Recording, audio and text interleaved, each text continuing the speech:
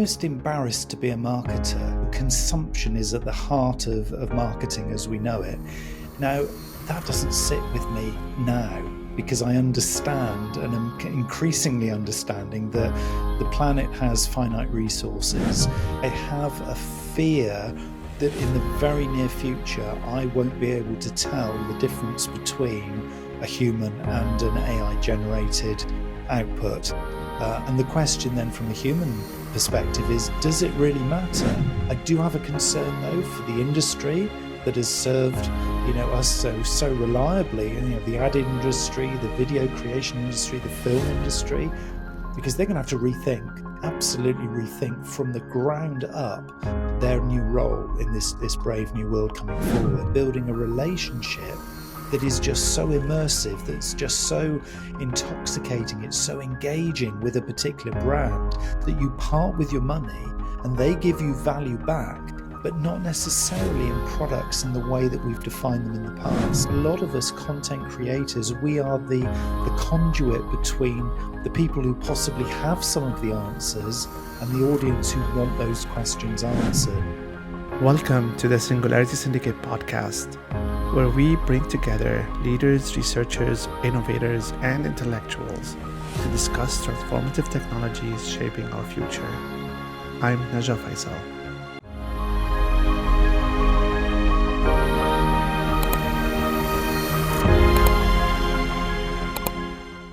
Joining me today is Neil Wilkins, marketing consultant and MD of Viper Marketing, an educator at Cambridge Marketing College, and a fellow podcaster at the Neil Wilkins podcast.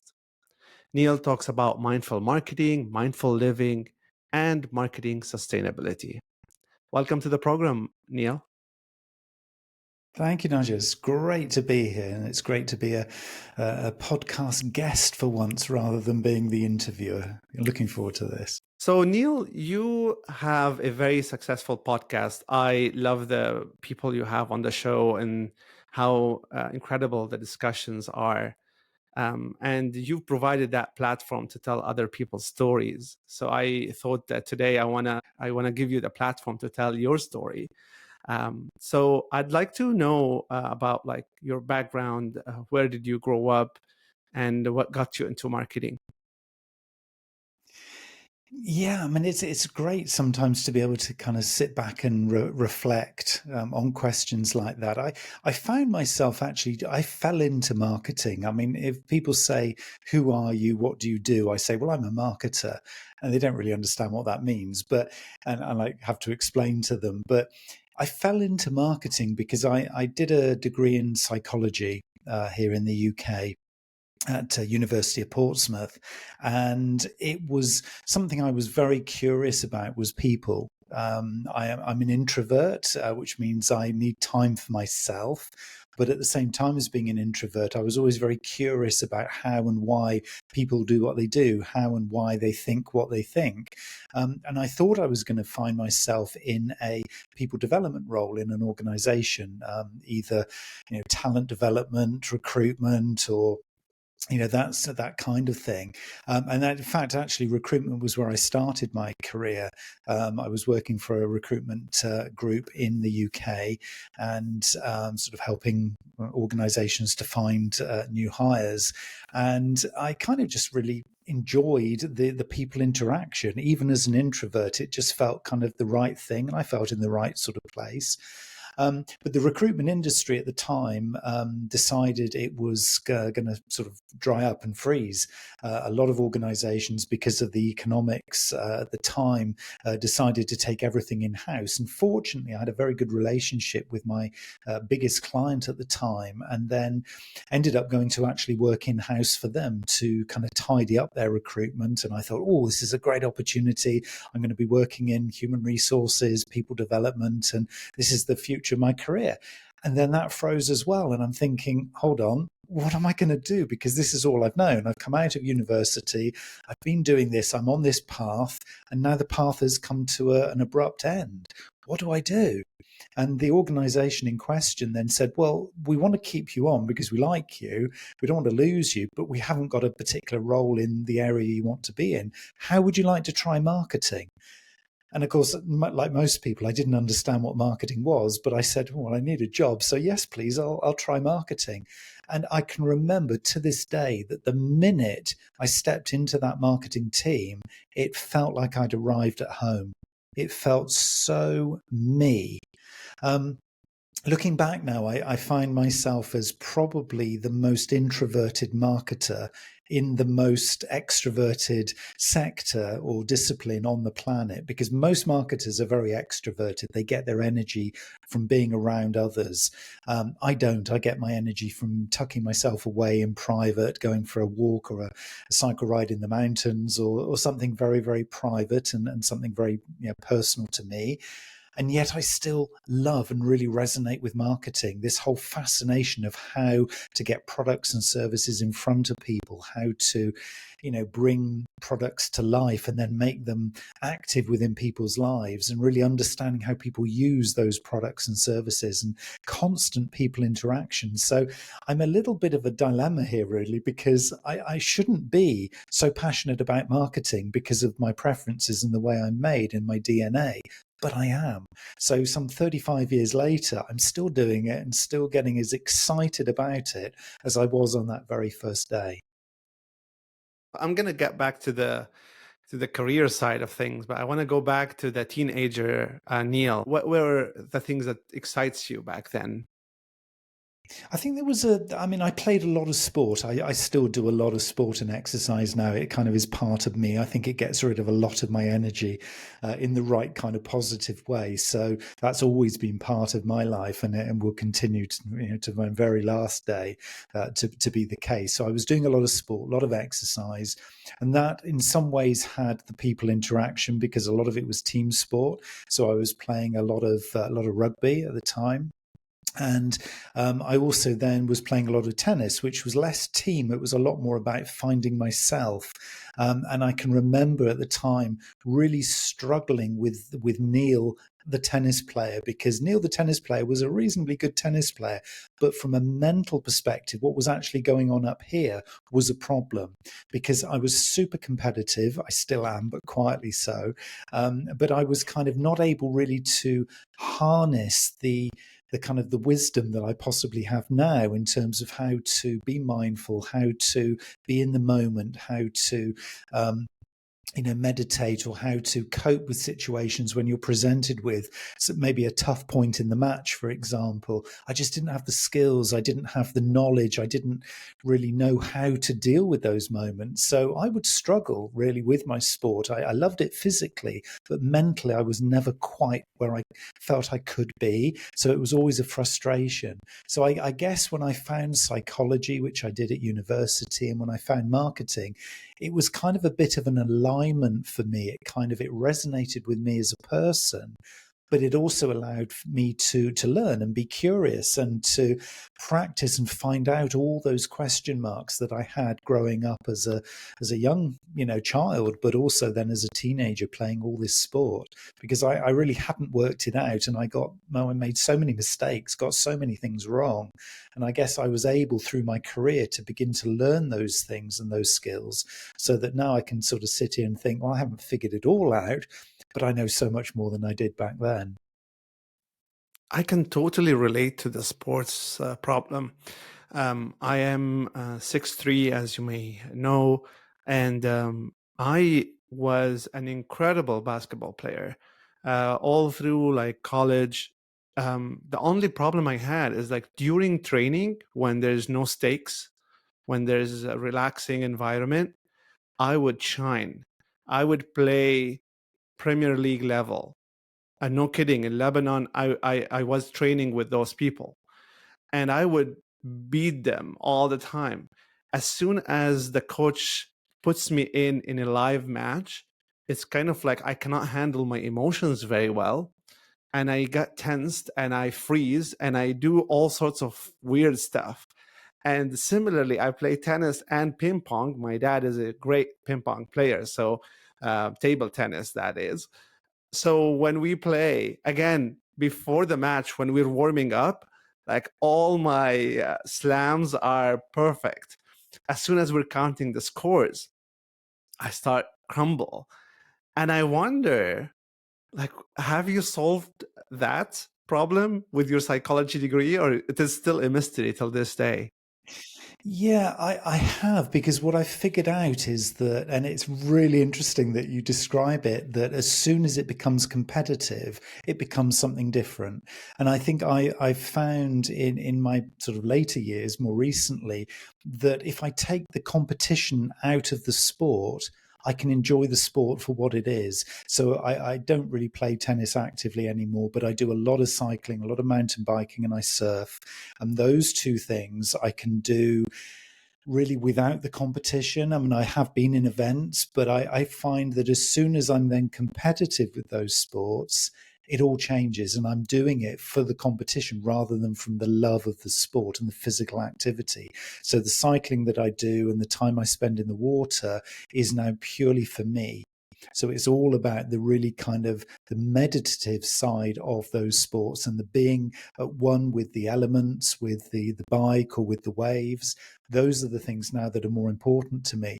And then I translate the competitive part of me into producing, the best quality podcasts, or doing the best possible training day for my students, or doing the best possible work for my clients. That is then where I go competitive, so that it's not competing necessarily with other individuals or other businesses. It's competitive with me. So I'm always then using that kind of competitive energy to strive to just do things better every day.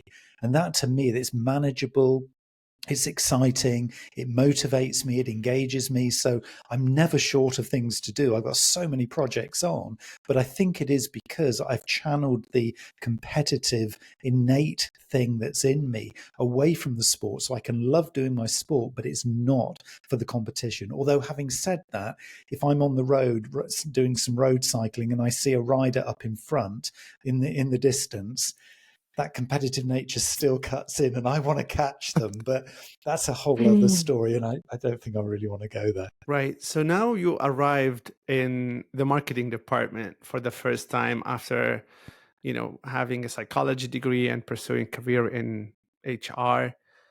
And then you said that you got fascinated by the whole thing. So what is the things that you remember like being fascinated with? I can remember one of my early managers saying to me, Neil, you're quite good at what you do, this marketing thing. You're quite good at it. You're not great at it yet, but you're quite good at it. And the reason you're only quite good at it is because you see things very black and white. What I want to see from you, Neil, is the grey in between, that kind of uncertainty. She said, you're very logical, so you'll see things, it's either that side or it's that side. Why don't you explore some of the grey, some of the things that aren't so obvious? They're not clear cut. Maybe these are things that are not necessarily measurable. They're a little bit more subjective. They're a bit softer. They're more subtle. And I always remember that, just thinking it isn't necessarily the answer, that strikes us first time. So we don't necessarily do a campaign and then there's the data. Okay, there's the answer as to what we should do next time. We have to pause, reflect, and understand some of the meaning behind why we see those results, be a little bit more patient, be a little bit more considered. And I think that for me was one of the, from a personal perspective, one of the key learnings was we're rushing this. We're trying to get on to the next campaign too quickly. And I certainly see that now playing out with a lot of my clients and the people that I talk to and teach and have on my podcast, is that one of the key themes here is that in this really chaotic, busy world, we all need to slow down. We're all rushing at this thing way too fast, and we're missing those little points that are the little answers that are hidden away if we were able to pause and slow down. So that was one of the key early kind of things that I found out about myself, which was actually quite a weakness at the time. I didn't realize quite how I was just so black and white, so clear cut, so ones and zeros, so it's this way or it's that way. And so I had to learn very quickly that you need to really look at the subtleties, take the time, and process those details behind the data. Because if you can then balance those two things with the hard facts, but then look for the meaning behind those facts, then you can find the true answer. So that was exciting. That was a real kind of another awakening, I guess, in my journey. I wasn't expecting that kind of answer. A lot of people, when they think of the marketing department, they think of the shiny videos and images. And, you didn't mention the creative side of things. I know for me, that was the thing that fascinates. Maybe because I was in an environment that celebrates those creative ads. I was on the agency side. And the agency side, especially Leo Burnett, where I started, they had all sort of rituals celebrating creativity. Was that a part of it, or it wasn't at the time for you? It's a great question. And I'm so glad you've asked that because so few people actually ask me that question. In fact, I don't remember the last time I've reflected on this. The creativity side of things has never really, for me, been part of it at all. I can appreciate creativity. I mean, I love art, I love photography, I love nature, I love the beauty in things. I will take a lot of time because as a child, I grew up in a very rural environment. I was in the countryside. I've known and loved nature forever. It's been really at the part of, the heart of who I am as a person. But creativity was never, and still to this day, really isn't part of how I see marketing and I see the role of marketing. And I know you've obviously come from agency side and I've come from client side predominantly. Although in latter years, obviously being a consultant, you kind of feel you're a bit more agency really. I think for me, it's been a really interesting journey because very early on in my career, it was about process. It was maybe my logical planning kind of preference here to kind of understand what's coming next. What do I have to do next? Where's my action plan? Just to kind of keep up with my peers because not being creative, I don't think I've ever had, well, maybe one, and maybe we'll talk about that later, but I don't think I've really had any new original ideas. It's not kind of how I'm made. It's not really how I'm born, but I'm a great alchemist. So I can take ideas that other people have had and add huge amounts of value to them. And I think that's one of my strengths is I can see the clarity in an idea where somebody's got so confused because they've been over creative. And I will very easily, very naturally be able to spot, but look, if you just focus on that little piece there, forget the rest of it, there's your answer. And they look, oh my goodness, I'm so close to it. I would not have seen that. And I seem to be able to do that. That seems to be where I add my value. But it definitely isn't in coming up with the latest creative, with the campaign strapline. And so many people have said, well, you're in marketing. So can you give me the 100 words that will sum up my business and my brand? And I'm sat there thinking, I have no clue. That is not my form of marketing. I'm not that kind of a marketer. But I can help take you to market. I can help you with the process. I can show you the steps and I can strip out all of the noise and I can see through all the things that you're doing that really are not working and won't work. So I guess for me, my version of marketing is less creative because I rely on people like you to do the creative bit because you'll see it so much more quickly than I will. And you'll be able to create that. And then I can enjoy it with you by putting my process alongside it. So we work kind of in parallel with our skill sets, and then we create magic. And that's kind of how I see my role.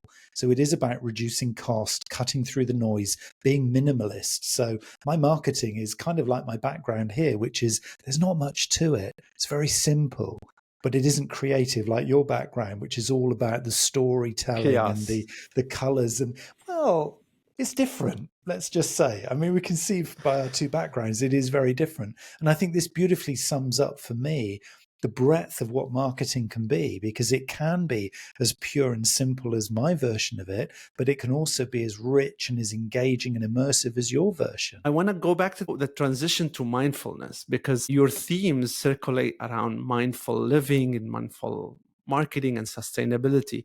Why? Because I'm almost embarrassed to be a marketer using the old model of marketing. Now, I'm being really open and honest here, and I don't kind of share this a huge amount, but it kind of becomes, as you say, a theme for everything that I talk about and everything I share. The reason I say I'm embarrassed to be a marketer is that historically, marketing and sales and business development and the commercial element of a capitalist system really is to help people to consume more. So consumption is at the heart of marketing as we know it. Now, that doesn't sit with me now because I understand, and I'm increasingly understanding, that the planet has finite resources.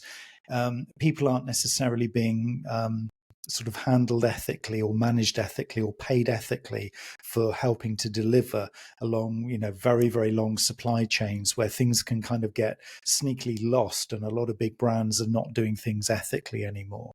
And so I'm kind of part of this, I guess, marketing machine, which feels really inappropriate now, and it feels uncomfortable. I feel embarrassed to say that I am a marketer who, on the one hand, has to help a business or my clients make a profit, but on the other hand, has to kind of give back to the planet, society, people, animals, nature, whatever you want to call it.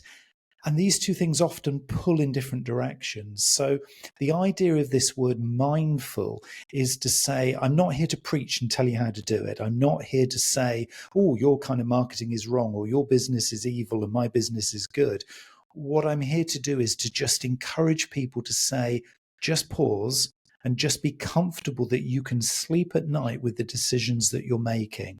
So if you're encouraging your customers to consume more of the Earth's resources, just make sure that none of us are perfect. And I'm not saying that I am perfect in any way, shape, or form, but I'm hopefully mindful. I'm making conscious decisions when I say to a client, okay, we can launch this new product or service, and yet people will be buying this product or service, they will be consuming, but are we comfortable and happy that we're doing it right? It's authentic, it's ethical, it's being, produced in the right kind of way, that we're trying as best we can at this stage with what we have to reduce our carbon impact, to be as sustainable as we possibly can be. Now, none of us are perfect, not even the Patagonias of this world, and they would tell you that none of us are perfect, but we're on a journey of trying to be a little bit more mindful and thoughtful. So for me, when we talk about mindful living, it's about doing that on a personal level. So making really conscious, mindful decisions about what we do, how much we buy, where we buy it from, who we buy it from, how we travel around, how we fuel our home, the clothes that we wear, which is another one I've literally just added in today after a podcast that I had with a sustainable fashion expert. And I'm thinking, hold on a minute, I've got a wardrobe of clothes, and so is my wife, and so is the rest of the family. We need to be really conscious about these clothes, because where are they coming from? How are we using them? Where are they going to go next after we've finished with them? So it's all these kind of mindful decisions. So I have it mindful living, which is about just being really conscious myself and hopefully being a relatively good example to others. Again, not preaching, but just doing things and hoping people spot that they can come on a journey too. And then as a mindful marketer, just encouraging clients and everybody in business to just be thoughtful and not just do things because it makes a profit, because that's the old model that's got us into this situation where we are today. So mindful marketing to me is just being, just appropriate to the situation that we find ourselves in. You see that segment, that what you just said really makes the whole podcasting for me like very much worth it, because when I asked you this question, I did not expect an answer like that. It's really eye-opener. I didn't hear this perspective before. And you're totally right. It's kind of like but it's hard to do, because as a marketer, by definition, your job is to make people consume more regardless of the product. In fact, if the product is good, you're not much needed. You're only needed when the product is probably not the best. And you need to wave your magic wand somehow and make people buy, even if the product isn't great. When you do that, now you're a great marketer. Maybe you're not an awesome human being, but you're a great marketer nonetheless. It's a paradox that we have to live with. I'm sure that you're very selective on the kind of clients you get based on that value system that you created, right? Yeah, and I think it does become a filter, and it's really interesting because I've played with colleagues. We've played this kind of game to see How far can we stretch this? And there will always be organizations who will be very resistant to this. And it's like, no, we are absolutely here to make money. We're not purpose driven. We don't worry about the values. If we can make money, we'll make money. Now, that clearly doesn't resonate with me or my colleagues and the kind of essence that we have. You then also then have organizations who were founded off the basis of values and purpose, and then they figured out the products and services that enable them to be a business. But they're a collection of people who, believe in a particular cause, for example, and then they find products and services that enable them to make money around that cause.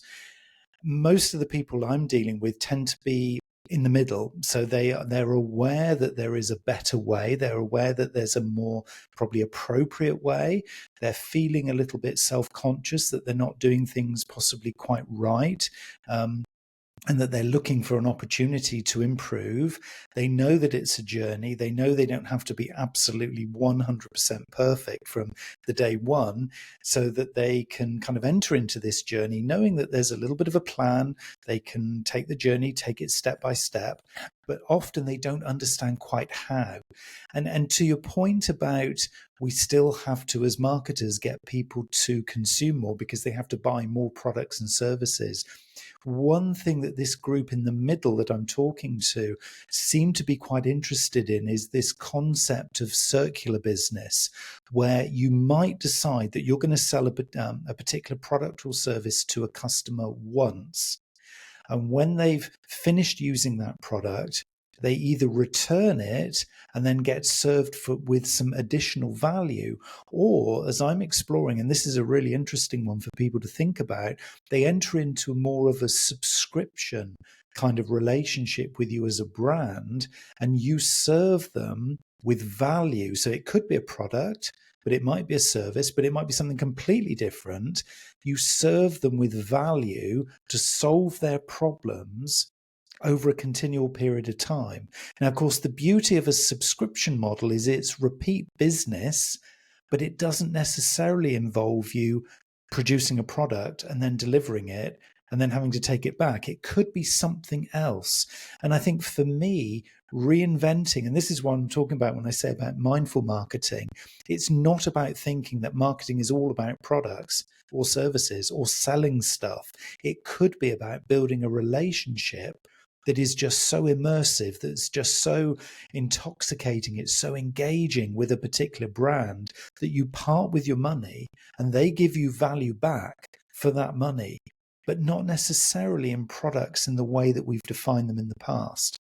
And so I'm exploring with these kind of very open-minded clients ways of possibly reinventing what they do to provide value to their customers. And it may or may not be products. It may or may not be services. It could be something different. It might just be the relationship that's good enough. So sharing of information might be something that comes into that model.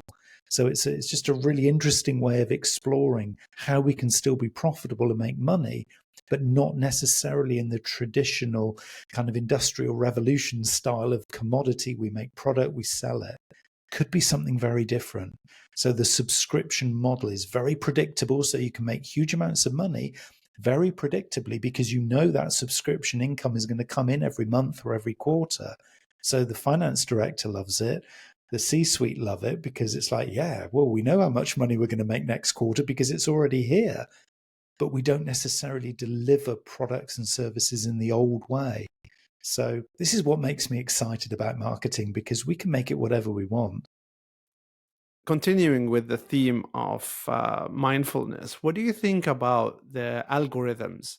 I had a media expert on the show before, and he said his strategy is to produce for every campaign more than 125 executions, meaning that you will have 5 different visuals or videos and 5 different headlines and 5 different body copy. And then you do testing on the algorithm to see which one is the best combination that effectively persuade potential customers to click or to do whatever you want them to do. And then this algorithm also, like, he recommended wide targeting, like even not specifying your target anymore. Let the algorithm discover the target, which kind of mind blowing for me, because we always, when we write our briefs, we have to specify the avatar and the target audience. So the future looks like with these algorithms that you basically let them run the show. So how mindful is that? Because if the algorithm is trying to persuade all the young generation to buy no matter what, I mean, is the algorithm has a moral compass? I hope the algorithm is kind of programmed to have some kind of moral compass. I mean, I guess my answer is in two parts. One is that I feel comfortable with it if it enables personalization. So, as part of this customer relationship, if it can find the right kind of customer and serve them with personalized value, and there's the key in this moral compass, it has to still be providing value, then I would support it. I think that's a great thing. The challenge I've got, though, with the algorithm is as long as you're not going to be adding to everybody's chaotic timelines on social media, just this wave of noise, this wall of noise that we all face every day with the thousands and thousands of posts and advertising messages and propositions that we get faced, if it's contributing to that, then I wouldn't support it. But if it's contributing to something that's very value centric, it's authentic and it's true, and it's personalized to me as a potential audience, what's not to like? That to me feels a very, very good way of doing it. I want to pivot now to content creation. I know you have an amazing podcast. The discussions on the Neil Wilkins podcast are very thought-provoking, very educational. You're a great host. Like every time I listen to your podcast, I learn a lot to be as a good host. What do you think of content creation as a career? I think for people who've got a very, very clear value that they're bringing, so that they're either the content creator themselves, so they've got the ideas, they've got the innovations, they've got a theme, there's a real mantra behind what they do, and it kind of stops with them, so people are listening to them. I think if they're adding value for their target audience, and this could be a micro audience, we don't have to necessarily all become these sort of uber influencers. I'm talking probably quite focused attention here. Then I think that's great. I think there is definitely a market for that. I think there's also a market for the likes of you and I, who are the podcast hosts who are bringing together like-minded souls to talk about and debate and discuss and hopefully move the agenda forward on particular topics. So I know a lot of the work that you're doing is very, very powerful. And thank you, by the way, for your very kind words about my podcast. But your podcast is so focused on the emerging technologies and how they're going to be impacting not only business, but the wider world. And the people that you're talking to are bringing a huge amount of value in that kind of conversation, that debate. So real thought leadership from those discussions. And I think as a content producer, as opposed to content creator, I think there's a real role there as well. I think it is about balance and finding your own preference, because for me, I think I would struggle writing a huge amount of original content. But as I said earlier, I can be the alchemist and I can bring people in to have those conversations and question them and ask the questions that I'm being asked for the answer to. And I don't necessarily know all the answers. So I ask my guests, what do you think about this particular topic? Because it's a theme I'm hearing, a theme I'm being asked. So I think for a lot of us content creators, we are the conduit between the people who possibly have some of the answers and the audience who want those questions answered.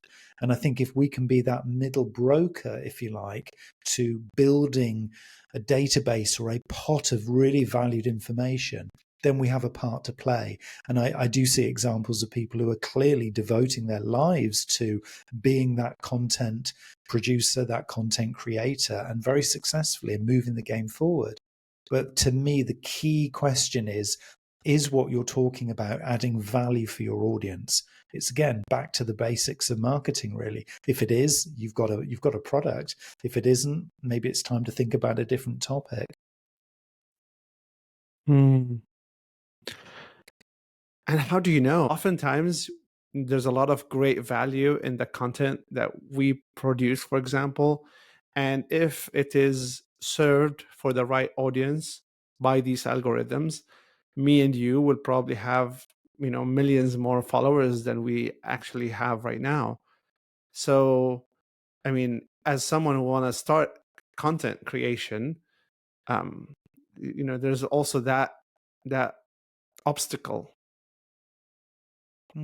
I was talking to somebody on a recent episode, and one of the questions that I'd asked was similar to this, and we got into this little short debate about where the value comes from, and I used the analogy that Sonia, my wife, often uses, which is if you drop a little pebble into a very still pond or a very still lake, and you see that ripple effect going all the way to the other side of the lake, you've made a difference.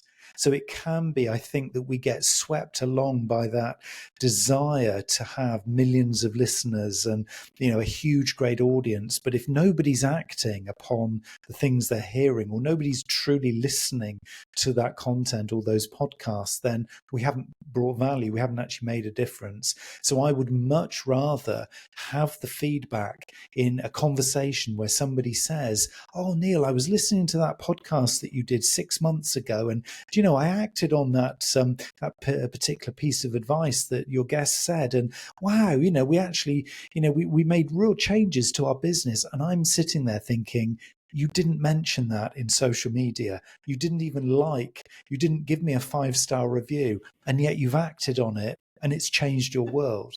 And so to me, it's those little moments, those little comments where you think, it doesn't matter.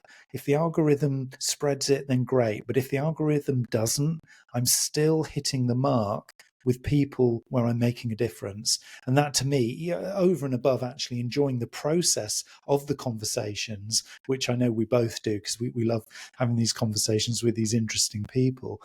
But I think it's almost that the algorithms really don't matter. But it does depend, obviously, on your strategy. If you are there looking to create a Spotify audience or an Apple Podcast audience or a big YouTube channel, and it is all about watching those numbers, then that's a very different strategy, I think, to those of us who want to establish ourselves as micro influencers. So we know our audience, it's probably a small audience. My audience probably is never in total 1 million people. It probably just isn't that in its entirety. And so it doesn't matter to me. I don't need a consumer audience, of thousands of people all across the world to make a difference. So I think it's all about understanding, what is your strategy? What are you trying to achieve with the work that you're doing? And then pitching it correctly, both in your own mind as well as in the content that you create. And I think if you can strike that balance and enjoy the process, enjoy the journey, then you've almost struck that perfect kind of sweet spot where it just works every time. And if you can influence one person to better their life, well, your job is done. Who do you listen to?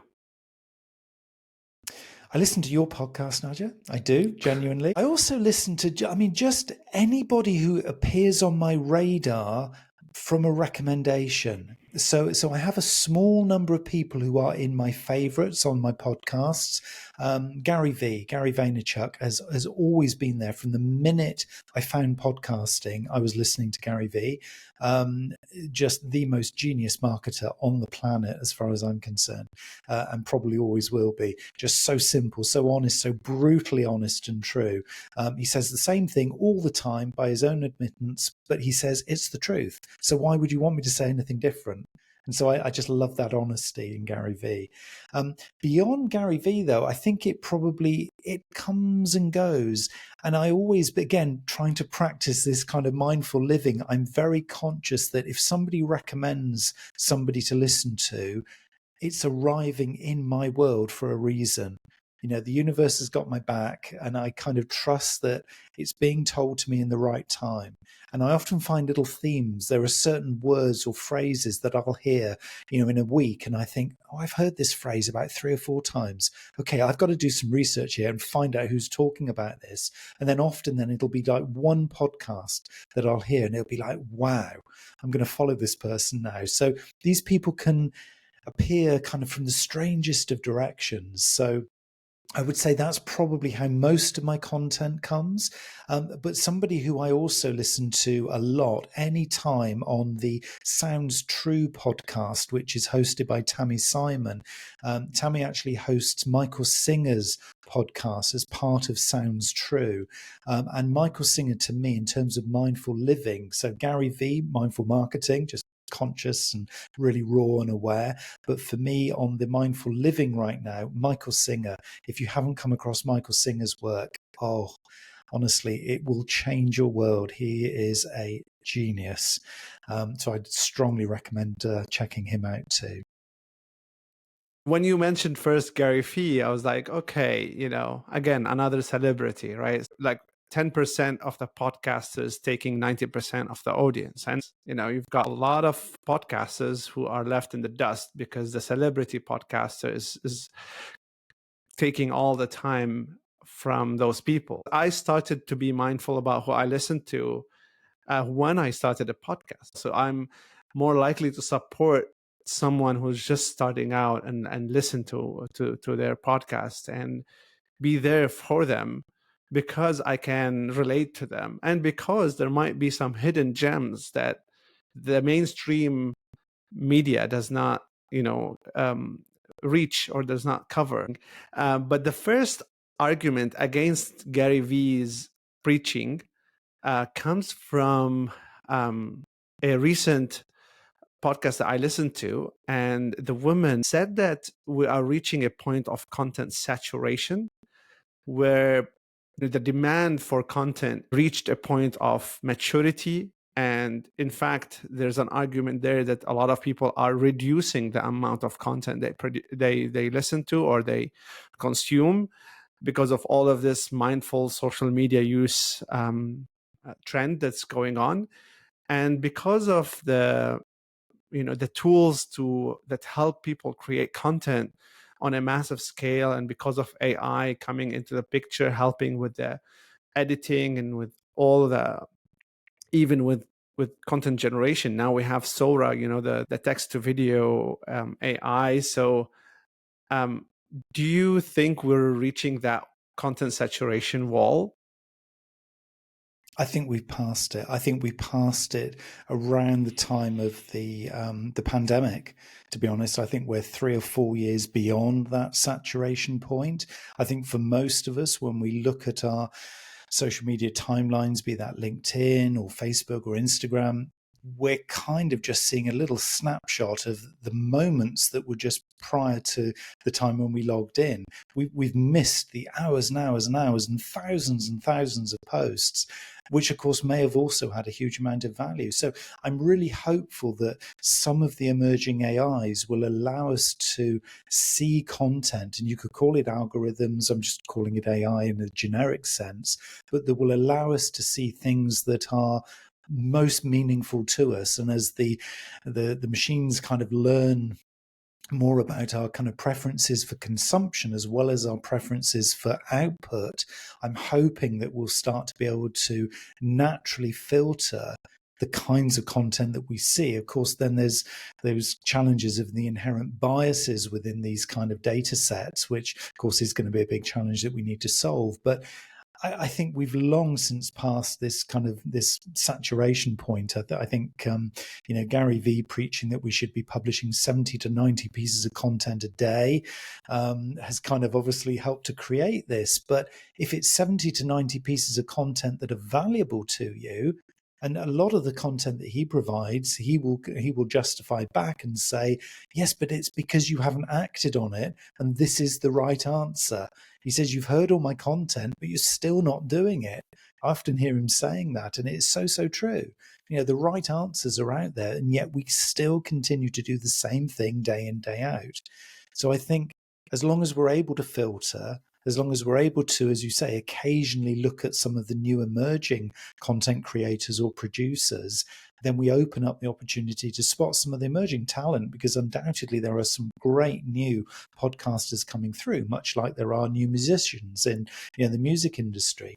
So I think it's about making good use of time, not always assuming that the big names are the right names. And I use Gary Vee because he's been a very trusted ally for me in terms of the kind of essence of my communication. So I would always say a lot of the stuff he talks about is still the truth in lots of ways in marketing. But I totally do understand the point that it has fostered this wall of chaos and noise that a lot of us experience when we log into our socials. But hopefully AI was going to help us to be filtering that out in the not too distant future. Last question regarding Sora, the model that OpenAI released with video, how realistic that is, and a huge leap from last year where we had these spaghetti videos that looks like cartoonish. Right now, we're reaching that point where AI could generate videos. What are the implications, and what do you think about the future as a marketer and as a human being? I'm going to split out the answer in two, one being the future as a marketer and then the future as a human being. I'll start with the future as a human being. I have a fear that in the very near future, I won't be able to tell the difference between a human and an AI generated output. I think we're almost there now in terms of the quality. I think, as you say, the emerging technologies now, text to video, text to image has obviously been with us for some time and the quality's been incredible. But text to video that we're now starting to see come through, and we don't all have access to it yet, but when we do, how are we going to be able to tell? And the question then from a human perspective is, does it really matter? I think as long as we're mindful, authentic, and true, does it really matter that you're listening to the avatar of Neil Wilkins on this podcast answering Nudge's questions, or the real Neil Wilkins? Because if the avatar is honest, authentic, and true, and the real Neil Wilkins is off doing something else, does it really matter? There's a question. I'm not saying it's right or wrong. But I think my fear is that I won't be able to tell the difference in the very near future. So that is a little bit of a concern I have.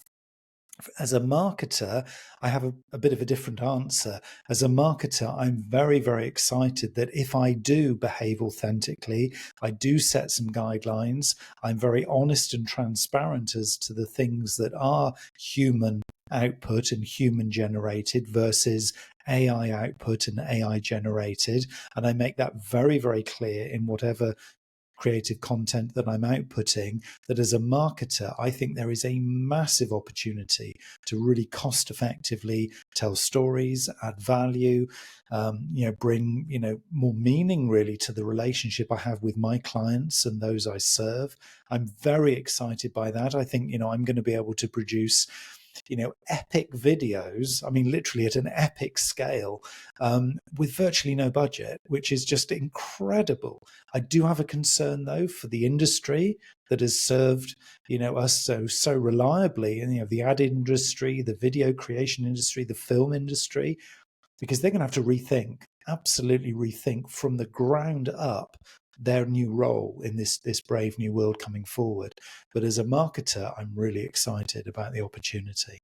Did I forget any question that you'd like to highlight? And also, if you would like to mention like how people can reach out for you or find your podcast? I just wanted to say thank you for these lovely questions. It's just great to, for once, be able to reflect on some of these points and just share some of the things that I've learned sort of through my career so far, and some of the themes that I certainly see emerging. It's just been great to showcase those. People can reach out to me in LinkedIn if anybody wishes to connect. It would be great to connect. If you've got some views on some of the things that I've shared with you, I would love to hear. So direct message me on LinkedIn. It's Neil Wilkins X. You can find me on LinkedIn, and also the Neil Wilkins podcast. Nadia and I do quite similar kinds of conversations with our guests, and we're trying collectively to, bring great content to all of you. So the Neil Wilkins podcast, you can just search that and you'll find it. But yeah, very, very grateful for the chance to reflect and have this great conversation with you today. Great having you, Neil, and thank you so much.